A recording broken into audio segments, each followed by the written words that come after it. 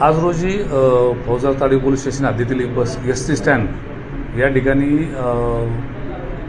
लक्ष्मण शिंदे हे त्यांची पत्नी व 3 वर्षाची मुलगी यांच्यासह बार्शी येथे जाण्यासाठी आले असता त्या ठिकाणी तिकीट काढत असताना विनावाहक जी बस आहे त्या तिकीट काढत असताना साहेबराव शिंदे यांना पैसे कमी करण्यामुळे त्यांनी त्यांच्या पत्नीला आवाज दिला. ती पत्नी पैसे देण्यासाठी मुलीला त्या ठिकाणी उभं करून एक साधारण थोड्या अंतरावर त्या लाईनपर्यंत गेली आणि पैसे देऊन परत आल्यानंतर ती मुलगी त्या ठिकाणी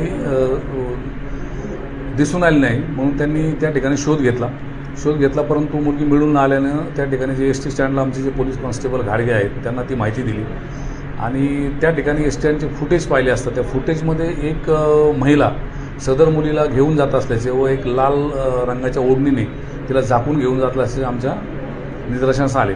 सदरची माहिती मिळताच तात्काळ आम्ही स्वतः PI Darade, API Khandagale, API Dhaygude आणि टीम असे एस टी स्टँड या ठिकाणी जाऊन प्रथम फुटेजची पाहणी केली. सदर महिला ही आधी एस टी स्टँडच्या बाहेर गेल्याचं दाखवते आणि नंतर पुन्हा आत येऊन एक एस टी पकडून ती मोहोळच्या दिशेने जात असल्याचं निदर्शनास आलं. तात्काळ आमची टीम जी आहे त्यामध्ये पोलीस शिपाई अजय चव्हाण आहे, माने, त्याच्यानंतर सोनवलकर, त्याच्यानंतर खरटमल आणि अशी टीम आम्ही रवाना केली त्याच्या आईवडिलांना घेऊन. फुटेज पाहत असताना मोहोळ या ठिकाणी जाऊन ज्यावेळेस फुटेज पाहिलं त्यावेळेस ती तिथं उतरल्याचं व तिथं देखील पोलिसांची दिशाभूल करण्याच्या अनुषंगाने तिने आत बाहेर अशा पद्धतीने बनाव केला. त्यानंतर पुन्हा काही माहिती मिळाली की वैरागच्या दिशेने गेली, काही माहिती मिळाली सातारा एसटीत बसली. त्या पद्धतीने आमच्या टीमनी पंढरपूरपर्यंत माग काढला. परंतु त्याच दरम्यान मोहोळ पोलीस स्टेशनचे जे कर्मचारी आहेत बाबर आणि दराडे त्यांनी अतिशय चांगल्या पद्धतीने त्याचं फुटेज काढल्यामुळं आमच्या स्टाफला ती माहिती दिली की ती महिला त्या ठिकाणाहूनच पुणा रोडच्या दिशेने चालत गेली दिसली. तात्काळ आमची टीम परत त्या ठिकाणी आली आणि त्या ठिकाणी ती महिला ही कुठल्या तरी वडापवाहनाने पुण्याच्या दिशेने गेल्याचं निदर्शनास आलं.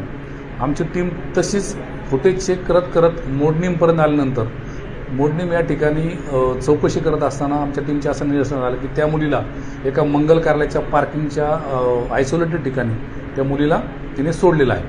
त्या ठिकाणी ती मुलगी ताब्यात घेतली आमच्या टीमनी आणि मुलगी ताब्यात घेतल्यानंतर त्या ठिकाणी देखील फुटेज पाहून त्या महिलेचं वर्णन आणि बाकीचे डिटेल्स आम्ही आता प्राप्त करतोय. त्या महिलेच्या विरुद्ध आम्ही पोलीस स्टेशनला आता गुन्हा दाखल केला आहे किडनॅपिंगचा आणि त्या महिलेच्या वर्णनावरून तिला अटक आणि पुढची प्रोसेस आता चालू आहे.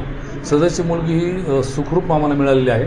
तिला त्याच ठिकाणी आईवडील देखील त्यांच्याबरोबर होते, आईवडिलांच्या ताब्यात दिलेले आहे आणि आता पोलीस स्टेशनला येऊन पुढील कायदेशीर कारवाई आम्ही केलेली आहे.